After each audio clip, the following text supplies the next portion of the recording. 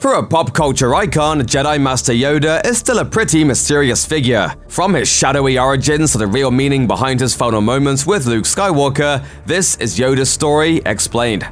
Linguists have had some interesting conversations on the subject of Yoda's speech pattern. Talk the way he does. Why? His backwards way of communicating has left researchers baffled, and that might be the way George Lucas likes it. The creator of Star Wars was notoriously shifty when it came to any information involving Yoda's species and homeworld. There are others of his kind, like Yaddle, who became Jedi, or the as-yet unnamed child in The Mandalorian. But Lucas has never so much as whispered the name of Yoda's species. He's even joked that Yoda is the illegitimate child of Kermit the Frog and Miss Piggy. To be very honest with you, I never really figured out where he came from, what his species is called. It doesn't even have a name.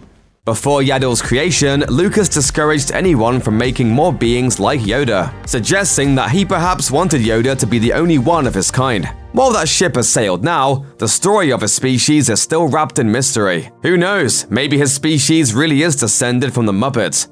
In the non-canonical Star Wars Expanded Universe, now known as Legends, we got the closest thing to a true origin story for Yoda that we're ever likely to get. In Legends, before Yoda was a Jedi Master, he had a Jedi Master himself. Centuries before the events of the film, Yoda and a human friend crash-landed on a swamp world. There, they found Jedi Master Encarto Del Gormo, a member of the Hysaurian species. Del Gormo told the two that they were Force-sensitive and trained them as his Padawans. Eventually, Yoda went to Coruscant to continue his training at the Jedi Temple. There, Yoda was trained by Huang, a Mark IV architect droid professor, who also made a canonical appearance in the Clone Wars TV series. Once Yoda had his own lightsaber, he was paired with a mentor. Some fans have theorized that Del Gormo returned to Coruscant to complete Yoda's training. But the truth is that the lore gets kind of murky here. In Legends, Yoda's early time as a Jedi Master was influenced by a story he learned about the Jedi Masters Keung Fu and Chuang. When Chuang died, his apprentice celebrated, saying that death is just a way that people become a different part of the Force.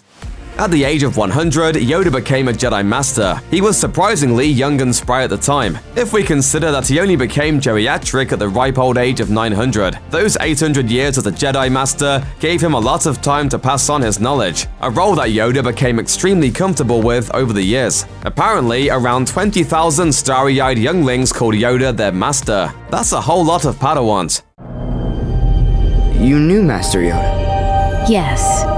He taught almost all of the younglings in the temple, at one point or another. Having trained so many Jedi, Yoda became a well-respected member of the Jedi Order. At some point in his very long tenure, he was honored with a seat on the Jedi High Council. Made up of 12 members, the council ruled over the entirety of the Jedi Order.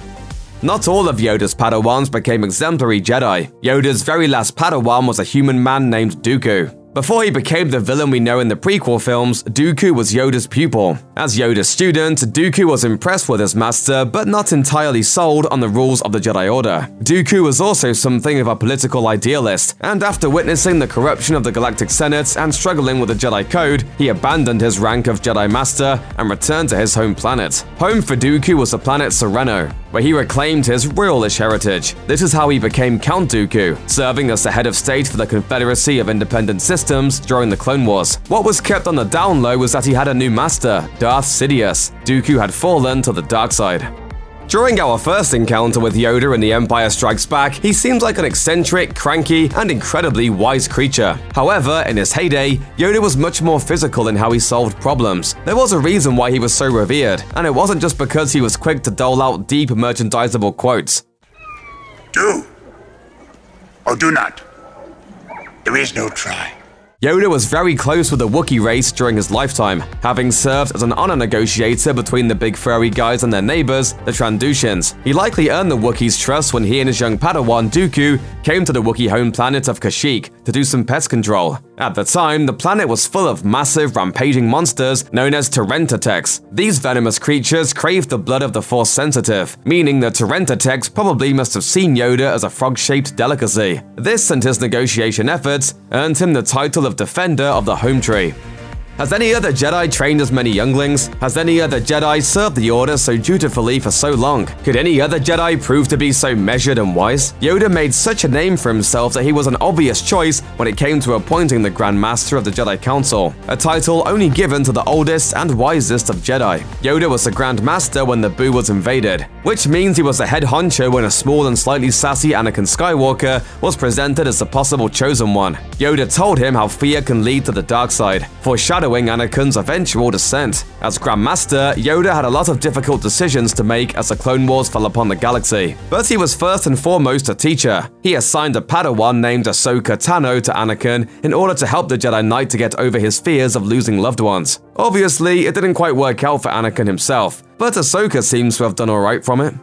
In addition to his royal title, Dooku served as the head of state of the Confederacy of Independent Systems. This essentially made him the leader of the separatist movement that fought against the Republic and the Jedi Order during the Clone Wars. Yoda would get to face his former Padawan head-on when he and a strike team went to rescue Obi-Wan Kenobi and Anakin Skywalker, who were defeated and captured by Dooku. Despite Count Dooku claiming that the dark side had allowed him to become more powerful than any Jedi, Yoda quickly proved that his power was much greater than his diminutive size suggested. Yoda hobbled him with a cane, but he turned Dooku's force lightning against him with ease. When lightsabers were drawn, it was clear that Yoda was still the master in this fight. Dooku only escaped because he distracted Yoda by nearly squashing Anakin and Obi-Wan, allowing the former Padawan the chance to jump on a ship and fly away from his old master.